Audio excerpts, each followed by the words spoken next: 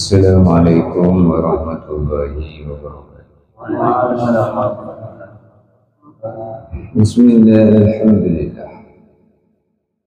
Wassalatu wassalamu ala rasulillah. Alhamdulillahilladzi ja'ala ahaditsan nabi sallallahu alaihi wasallam fil ihtida'i mislan nujum.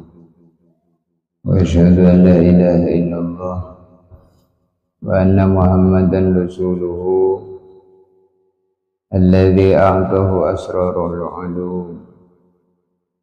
Wassalatu wassalamu ala afdhali khalqihi Muhammadinil mab'us bil mu'jizat wa ala alihi masubihi dalalat wa ashabihi anjumil hidayat. Para hadirin jemaah salat maghrib yang berkesempatan hadir malam ini di majelis ilmu. Setiap malam Sabtu kita berkumpul di sini dengan harapan Allah Subhanahu wa taala selalu memberikan tambahan-tambahan ilmu kepada kita,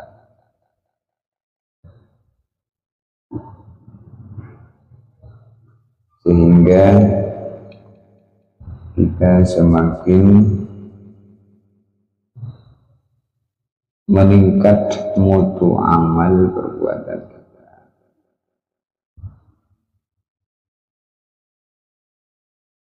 Amal-amal yang kita kerjakan dalam setiap hari 24 jam hendaklah harus dilandasi dengan kepahaman agama, ilmu. Maka ilmu itu disebutkan mislan nujum fil ihtida', seperti bintang-bintang di langit. Bila diikuti, seseorang akan mendapatkan petunjuk. Mengikuti arahan agama itulah hidup dengan ilmu.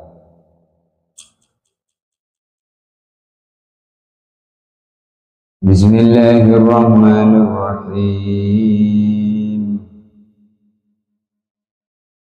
Fadlu sholatil jama'ati, keutamaan sholat berjamaah, ala sholatir rajuli wahdahu, terhadap sholat sendirian, khamsun wa isruna darajah, 25 derajat.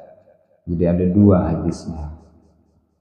Hadis yang pertama menyebutkan lebih baik sholat berjamaah itu lebih baik dari sholat sendirian 25 derajat. Hadis yang kedua, hadis yang diriwayatkan oleh Abu Hurairah menyebutkan sholatul fardhi khairun min sholatul jama'ati khairun min sholatil fardhi bi sab'in wa isrin derajat. Dan menyebutkan 27 derajat.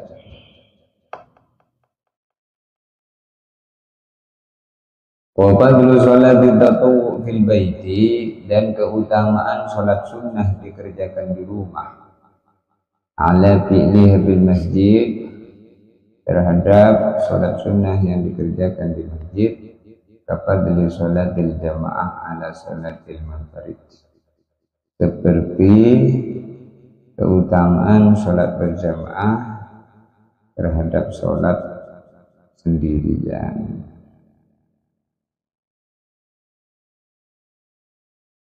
Maka sholat berjamaah itu lebih utama dikerjakan di masjid.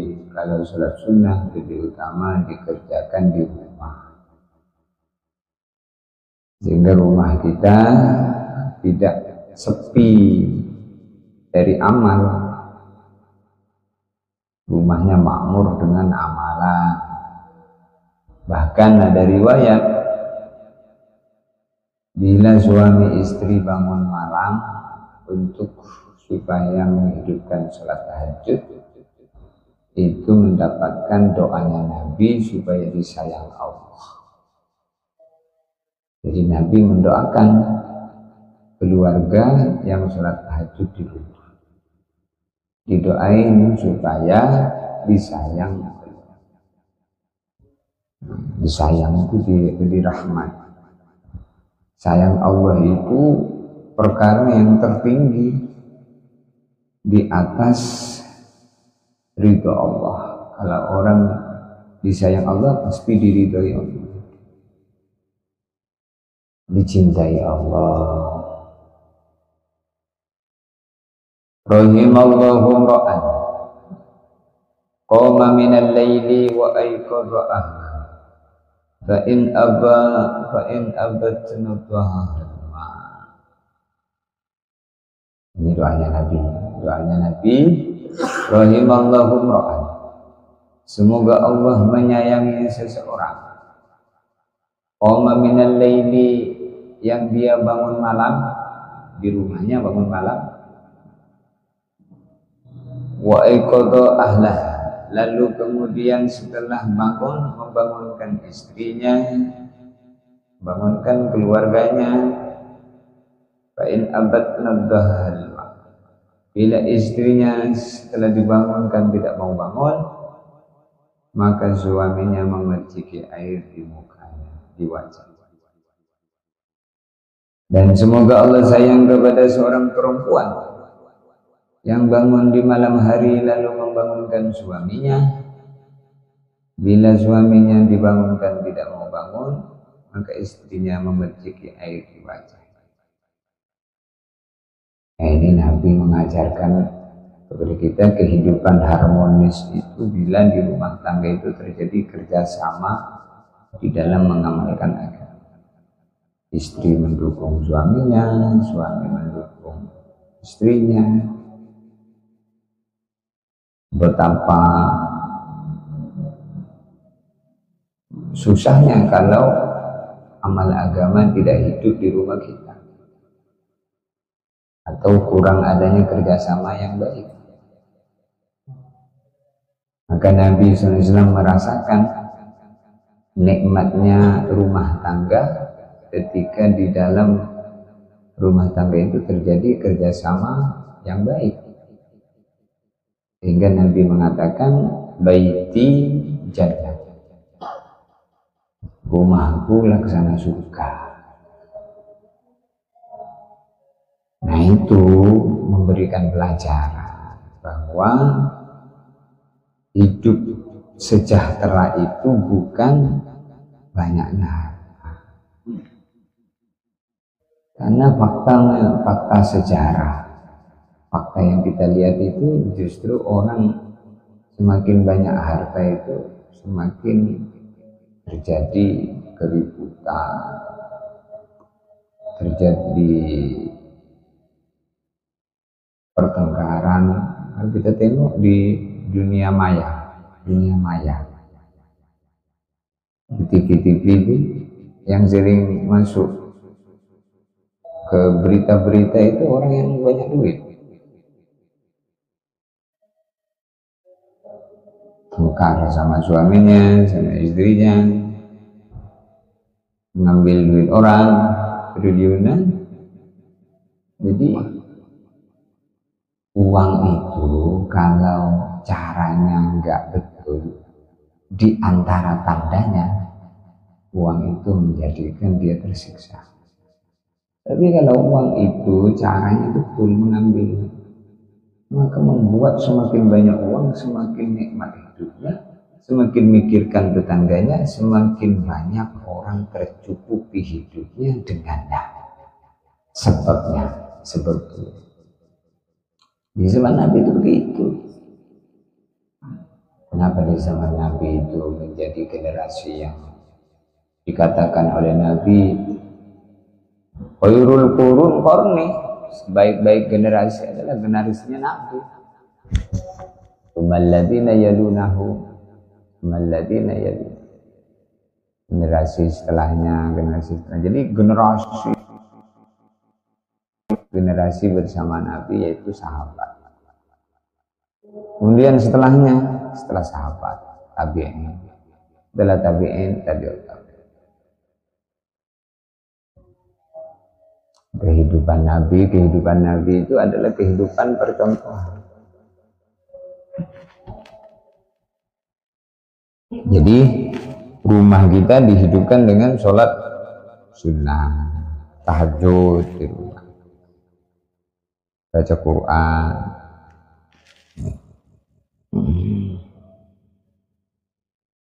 Rumah yang ada amalan, ada zikir, ada baca Quran, ada amalan di rumah itu, ada amalan agama tentunya. Maka rumah itu akan terlihat bersinar seperti bintang-bintang di langit, bersinar dilihat oleh penduduk. Maka rumah yang ada di bumi ini bersinar dilihat oleh penduduk langit seperti penduduk bumi melihat bintang-bintang. Nah, kalau rumah ada amalan itu bercahaya walaupun rumahnya terbuat dari bambu, lantainya tanah, dindingnya gedek, atapnya kalau hujan bocor. Tapi penghuni rumah itu orang-orang yang taat kepada Allah. Itu dalam pandangan malaikat, rumah itu berkelap-kelip, bersinar. Walaupun semewah apapun rumah, luas, setiap ruangan ada AC, setiap ruangan ada kasur empuknya, ada kulkasnya, lengkap segalanya semuanya, bersih, wangi. Tapi kalau penghuni rumahnya nggak sholat, gelap. Nah, itu bukan kata saya, itu kata Nabi. Ini kita ini mandang kehidupan ini sebagaimana Nabi memandang. Jadi kita ini ngikut-ngikut menyikapi kehidupan itu sebagaimana Nabi.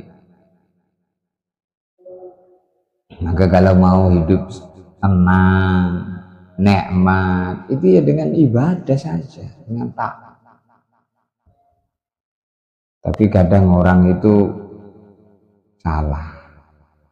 Wah, gimana mau bahagia kalau nggak punya uang? Akhirnya cari duit asal, mampu, haram pokoknya yang penting banyak. Iya nggak nikmat pun. Dunia ini bukan tempat tinggal untuk memuaskan nafsu. Salatul rajuli, salatnya seseorang, ma'al jamaati, dengan berjamaah, khairun, lebih baik, min salatihi, dibanding salatnya seseorang, arba'ina munfaridan, selama 40 tahun sendiri-sendiri.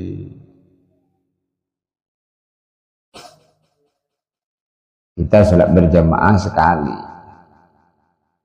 itu nilainya mengalahkan sholat 40 tahun sendiri-sendiri.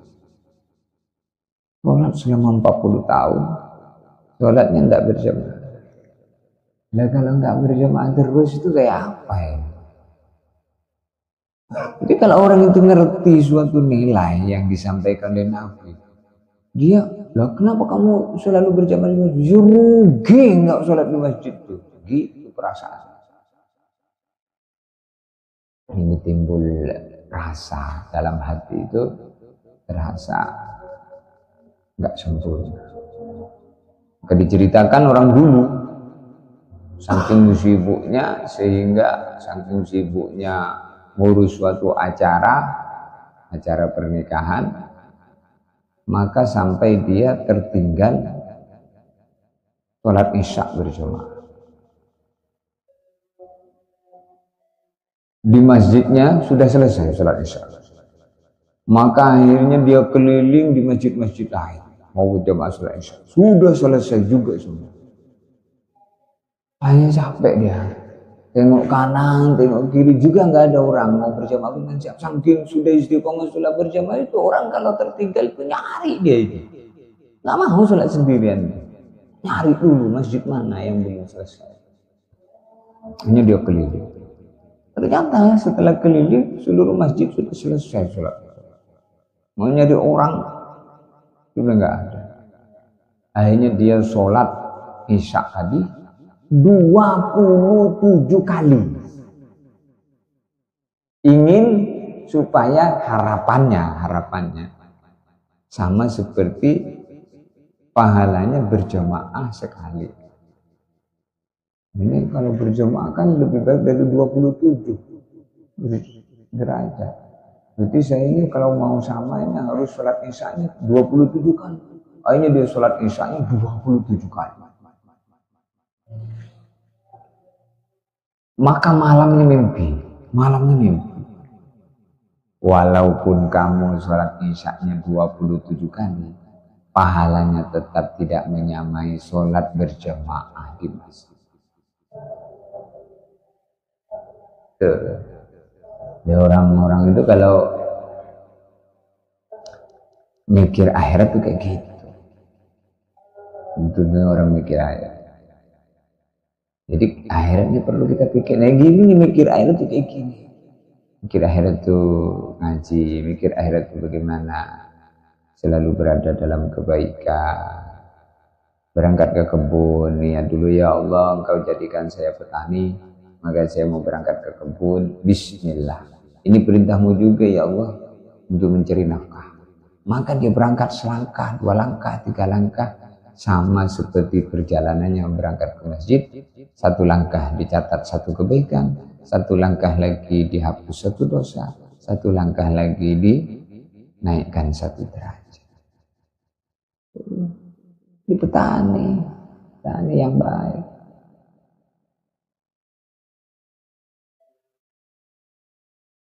Dengan zikir,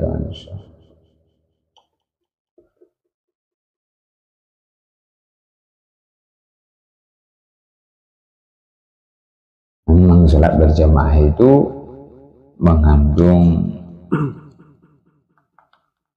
satu hikmah yang besar, di mana dengan kita menjalankan sholat berjamaah di masjid ini terjadi mahabbah antara makmum, ketemu terus, sehingga orang dulu itu kok ada seseorang nggak kelihatan di masjid, maka langsung tersimpul 3. Yang pertama mungkin dia sakit, yang kedua mungkin dia yang pertama sakit, yang kedua mungkin dia safar, mungkin sedang bepergian, yang ketiga mungkin dia sudah meninggal. Makanya kalau ada orang dulu kok nggak kelihatan di masjid, maka orang-orang yang ada di masjid langsung imamnya musyawarah. Ini kok Pak Ahmad nggak kelihatan. Gimana kalau kita pergi ke rumah Pak Ahmad nih? Habis ini kita bareng-bareng. Siapa tahu mungkin sakit atau gimana. Maka mereka pergi ke rumah. Sehingga tahu, oh ternyata sakit, oh ternyata safar, oh ternyata sudah meninggal. Diceritakan dalam satu kisah Sayyidina Umar dengan Sulaiman bin Abi Hasmah. Ada seorang sahabat namanya Sulaiman bin Abi Hasmah. Ketika Khalifah Umar bin Khattab zamannya Sayyidina Umar, ini tidak kelihatan di masjid. Sayyidina Umar itu kalau mau sholat berjamaah itu setelah sholat tengok. Kalau lengkap semua yang biasa hadir, kok nggak ada? Wah, kemana ini orang? Maka Sulaiman bin Abi Hasmah itu tidak kelihatan sholat berjamaah subuh. Maka habis sholat subuh, Nabi berangkat pergi ke rumahnya Sulaiman bin Abi Hasmah. Setelah sampai di sana, maka ada ibunya. Ada ibunya Sulaiman bin Abi Hasan. Sayyidina Umar tanya, mana Sulaiman kok enggak berjamaah subuh? Sakit apa sedang pergi? Maka ibunya jawab, Khalifah Umar, semalam dia itu sholat sunnah semalam suntuk. Mungkin ketiduran dia itu. Tengoknya masih geletak, ternyata masih tidur. Ketiduran. Sampai capek. Sholat sunnah semalam suntuk. Capek kan tidur. Maka Sayyidina Umar mengatakan, saya itu lebih senang sholat subuh berjamaah di masjid daripada sholat sunnah semalam suntuk. Maknanya apa? Sayyidina Umar itu peduli kalau ada orang nggak sholat berjamaah, itu peduli. Apalagi nggak sholat 5 waktu. Kepedulian seperti itu sudah jarang sekarang. Orang itu sekarang tuh kasihan kalau ada orang itu ditengoknya kasihan. Apa sebabnya kasihan? Tak punya rumah dia. Sudah 3 hari nggak makan. Sepertinya nggak punya baju itu terus yang dipakai, kasihan. Tapi nggak sholat, tidak pernah kasihan karena nggak sholat. Itu kata guru saya, almarhum Syekh Zairon, itu orang belum kasihan. Mikirkan rumahnya, mikirkan pakaiannya, mikirkan makanannya, tapi nggak sholat, tidak dipikirkan, itu belum sayang. Karena membiarkan dia berjalan menuju neraka.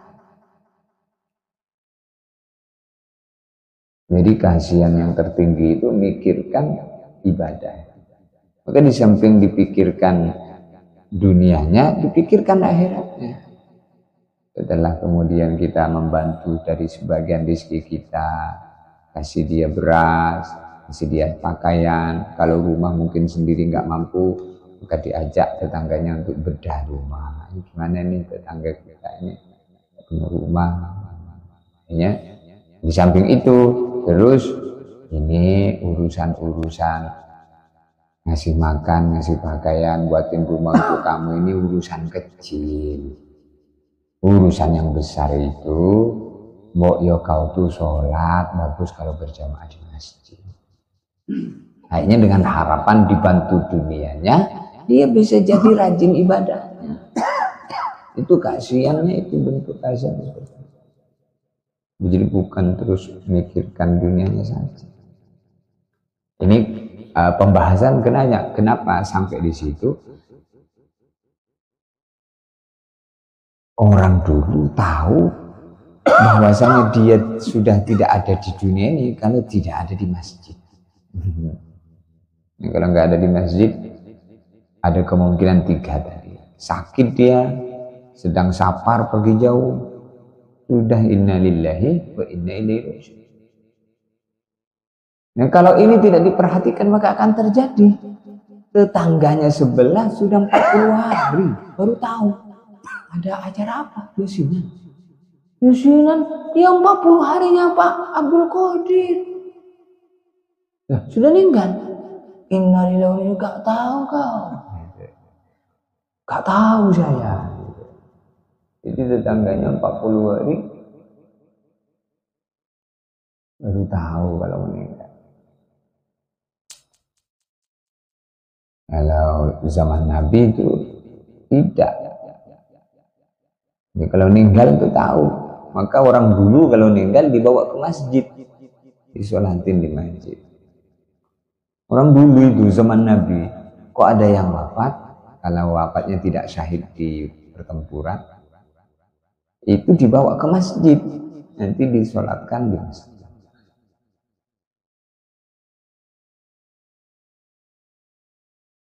Jangan sampai kita ini ke masjid ketika mati. Kalau sudah mati baru ke masjid, itu sudah di depan imam. Sekali itulah cuman. Maka kita alhamdulillah nikmat dari Allah diberi kesempatan pergi ke masjid sholat berjamaah ini pahala besar.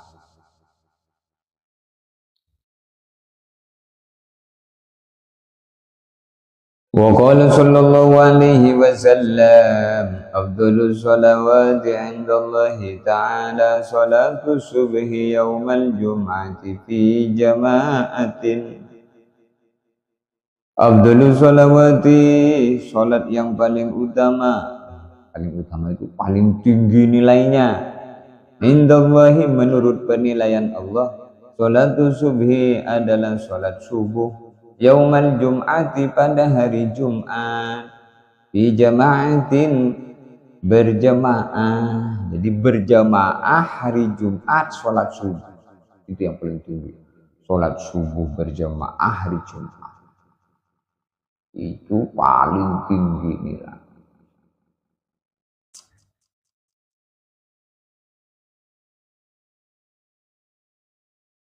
Jadi kata Nabi, afdhalus sholawati indallahi ta'ala, sholat yang paling tinggi nilainya menurut penilaian Allah, sholatus subuh adalah sholat subuh yaumal jum'ati, hari Jumat, di jama'atin, dikerjakannya berjamaah.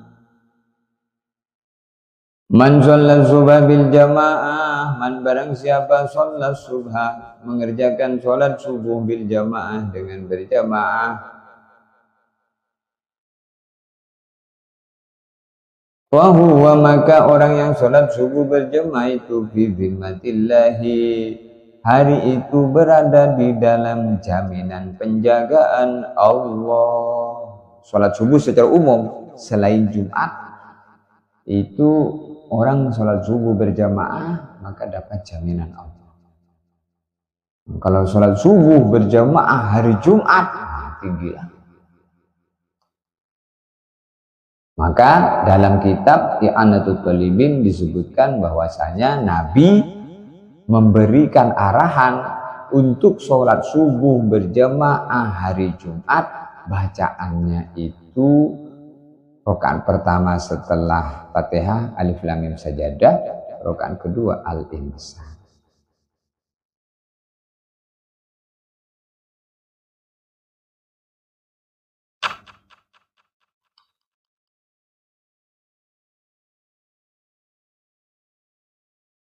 Wa qala sallallahu alaihi wasallam man shalla salata subhi fil jamaah, siapa mengerjakan salat subuh berjamaah, summa jalasa yadhkurullah ta'ala, setelah salat subuh berjamaah dia duduk berzikir kepada Allah Ta'ala, hatta tadlu'a syamsu, sampai terbit matahari, kana lahu sitrun minan nar wa bari'a minan nar, maka sholat subuh itu akan menjadi pelindung dari api neraka dan sebabnya dia selamat dari neraka. Itu sekali. Jadi minimal seumur hidup itu kita pernah sholat subuh berjamaah, setelah sholat subuh berjamaah berzikir kepada sampai isyraq, setelah isyraq baru pulang. Dalam riwayat lain dapat pahala haji dan umroh. Orang yang sholat subuh berjamaah lalu duduk berzikir kepada Allah sampai isyraq, maka dia dapat pahala haji dan umroh yang sempurna.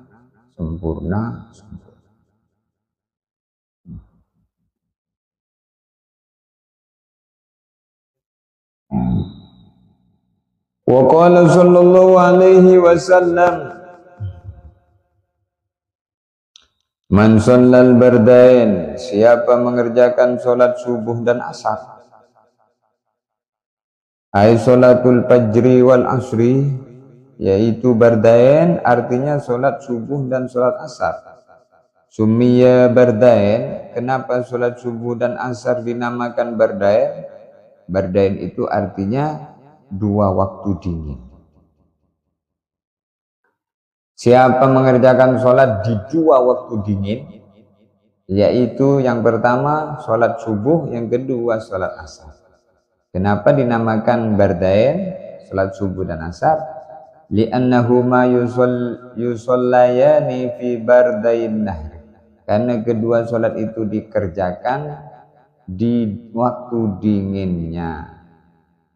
dinginnya siang.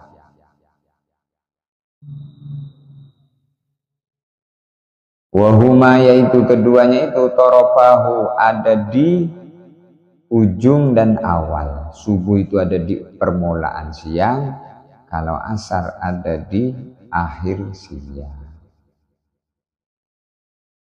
Bil jamaah, asar dan subuh tadi dikerjakan dengan berjamaah. Dakhalal jannata bighairi hisab, pasti masuk surga tanpa hisab. Ini sekali. Bagaimana kalau istiqomah 40 hari seumur hidup? Subuh asar, subuh asar, subuh asar. Kalau orang bisa menjaga subuh asar, maka dia pasti menjaga maghrib isya. Subuh asar. Kalau orang bisa menjaga subuh asar, maka zuhurnya akan ia jaga. Kalau subuh asar dia mampu menjaga, maka zuhurnya akan ia jaga. Kalau orang bisa menjaga subuh dan asar, maka maghrib isyanya akan dijaga. Ada kadang orang itu ke masjid maghrib isya aja, belum sempurna. Jadi ini sholat fardu itu di masjid. Kalau sholat sunnah itu di rumah mengerjakan. Tapi bukan maksudnya terus tidak boleh mengerjakan sholat sunnah di masjid, boleh. Termasuk bukan terus tidak boleh mengerjakan sholat berjamaah di rumah, boleh. Tapi nilainya berbeda. Ya, sholat berjamaah di rumah itu boleh, sama istri boleh. Bagaimana kalau sama jamaah yasin dan tahlim? Boleh, tapi tidak utama. Nabi tidak pernah mengerjakan. Tapi bukan terus tidak boleh. Hukumnya itu khilaful aula, menyalahi yang lebih utama. Maka yang utama itu sholat dulu berjamaah di masjid, baru yasinan di rumah. Makanya orang-orang dulu kalau buat acara tahlilan itu habis isya. Setelah maghrib dan isya sudah selesai, baru atau sebelum maghrib, yaitu habis asar dan habis isya. Karena kalau maghrib dan isya itu waktu yang pendek, jadi ketika dibuat kadang isyanya keteteran, belum selesai yasinan. Kadang pas lagi yasinan azan, harus berhenti, itu sunnah berhenti kalau ada azan.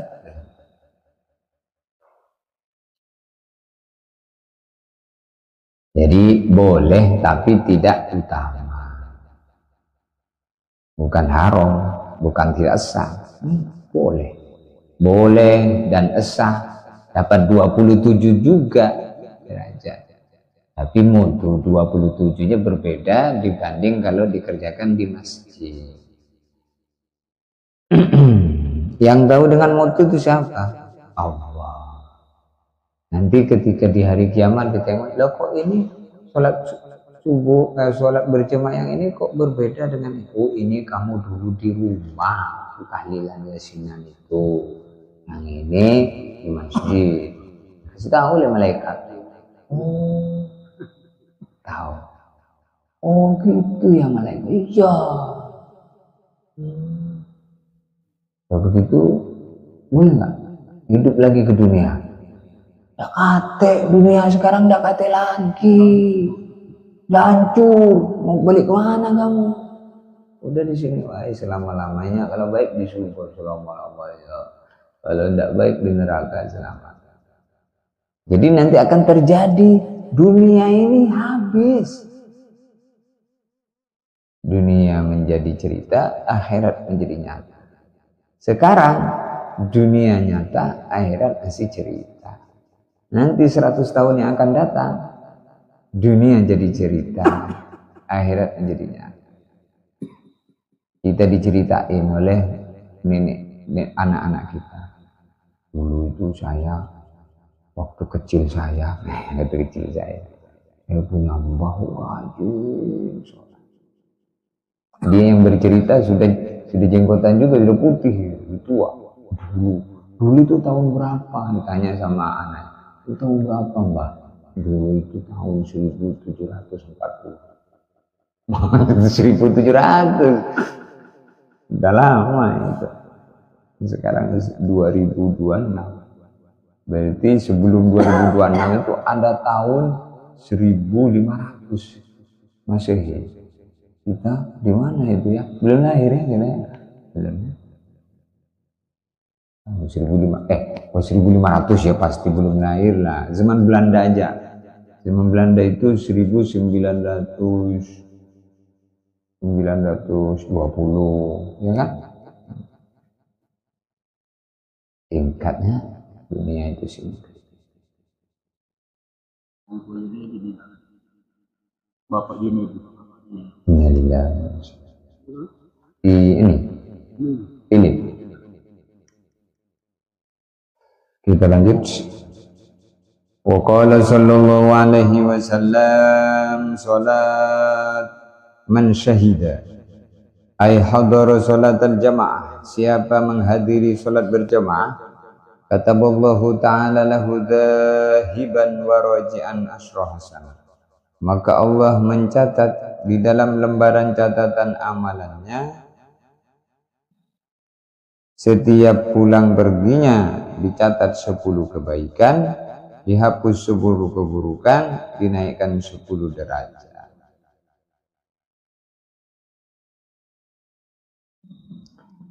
Masalahnya kita itu tidak nengok hasanah itu apa yang dicatat. Tidak. Kalau setiap berjalan ada malaikat situ dicatat, maka mungkin kita kalau terlambat tuh minta maaf sama malaikat ya. Malaikat, maaf malaikat. Kita nggak tahu. Makanya setiap Jumat itu di pintu-pintu masjid berdiri malaikat. Berdiri malaikat mencatat orang pertama, orang kedua, orang ketiga, orang keempat, orang kelima, orang keenam. Orang pertama dikasih pahala seperti unta. Orang kedua dikasih pahala seperti sapi. Seperti sapi itu maksudnya seperti korban sapi. Orang kedua. Orang ketiga dikasih pahala seperti korban kambing. Orang keempat dikasih pahala seperti korban ayam.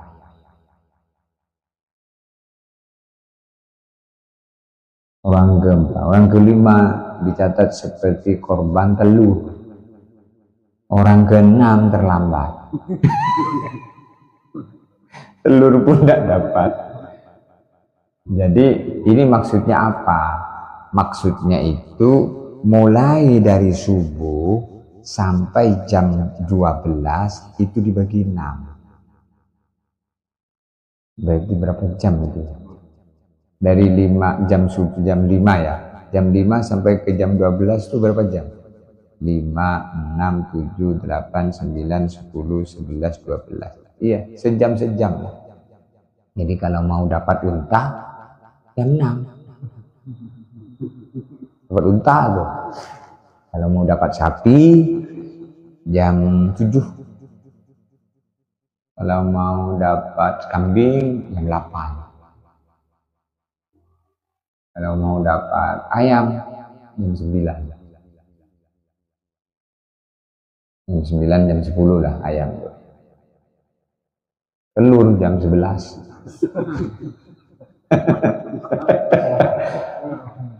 Nah kalau jantan yang jam 12 telur pun tidak punya, tak dapat. Nah cuman malaikatnya itu tidak kelakuan, begitu ujian bagi kita itu tak ada malaikat. Itu malaikat itu kenal dengan ahli masjid. Orang yang sholat di masjid itu kan malaikat. Ya Allah. Jadi berarti sekarang itu banyak orang nggak dapat unta ya. Barbot dapat unta. Dia keluar lagi. Allah Akbar. Itu kata Nabi itu tingkatan pahala sholat berjamaah. Jumat tuh beda lagi. Maka di hari Jumat itu man ghassala wabtakam wa akhadha min ahsani siyabi wa ta'attara wa tajammala wa masya wa lam yarka' kataballahu lahu bi kulli khatwatin minha ibadatu sanatin ia mulaiha wasiyamun nahri au kama qala Rasul. Siapa kata Nabi hari Jumat mandi Jumat, setelah mandi Jumat memakai baju yang paling bagus nih yang paling bersih.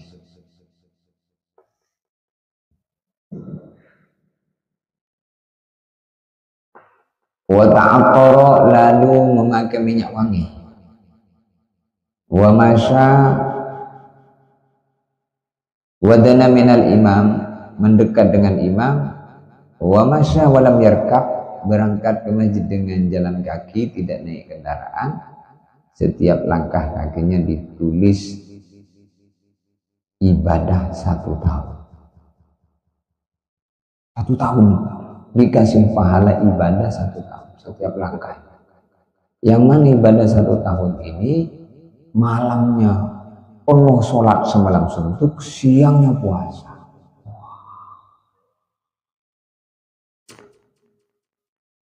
Gimana kalau naik kendaraan? Ya kalau naik kendaraan nanti tidak naik kendaraan terlambat, mungkin hikmahnya wallah alam.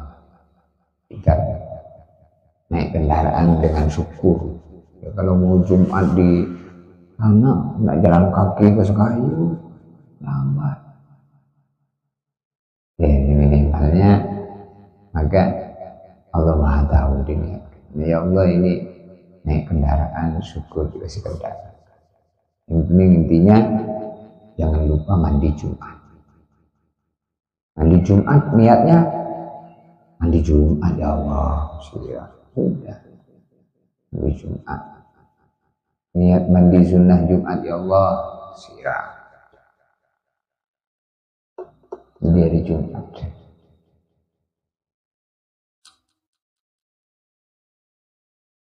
Makanya nanti di hari kiamat manusia itu dikagetkan dengan amal yang dia lupa, merasa tidak berbuat amalan itu, terus diingatkan oleh malaikat baru sadar.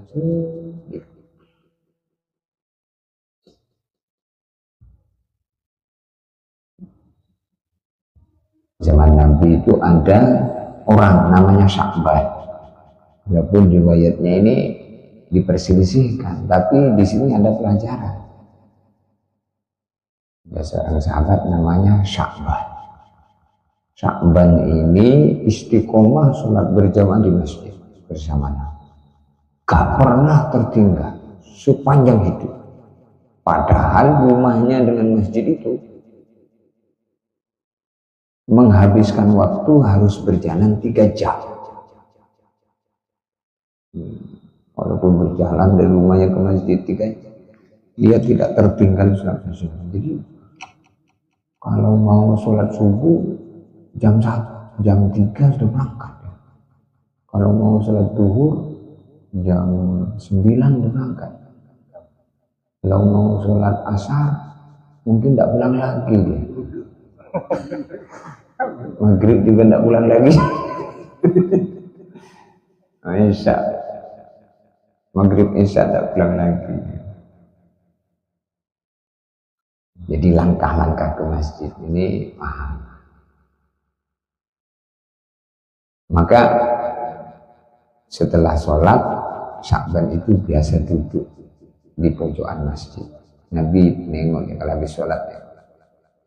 Suatu hari ditengok, ya kok nggak ada nih Sya'ban di mana? Nggak ada. Maka oleh Nabi ditengok ke rumahnya, nyampe di rumah, istrinya bilang, meninggal ya Rasulullah, udah wafat suami saya. Tapi ya Rasulullah, itu suami saya bilang ketika sakaratul maut itu berteriak 3 kali. Yang pertama, saya nggak paham ini ya Rasulullah, engkau yang paham. Tolong jelaskan nih teriakan suami saya ini menjelang wafat. Yang pertama suami saya bilang, kenapa tidak lebih jauh? Kenapa tidak semuanya? Kenapa tidak yang baru? Maka Nabi menjelaskan, itu ketika sakaratul maut itu ditampakkan pahalanya suami kamu jalan ke masjid itu 3 jam. Saking tingginya pahalanya maka berteriak, kenapa tidak lebih jauh? Cuma 3 jam kok, kalau lebih jauh lagi lebih tinggi lagi pahalanya. Itu di sakaratul maut itu nyata semua. Kenapa tidak semuanya? Suatu hari suami kamu itu bersedekah separuh roti, paruhnya dimakan sendiri, paruhnya dikasihkan, tampakkan pahala sedekah separuh roti. Separuh aja segitu, kenapa tidak semuanya?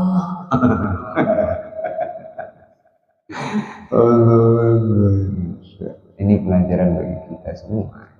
Cerita-cerita sahabat tuh kita ambil hikmahnya.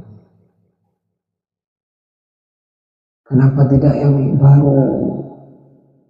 Suami kamu itu pernah ngasih baju yang sudah lama dipakai, besar pahalanya, apalagi yang baru. Kenapa tidak yang baru?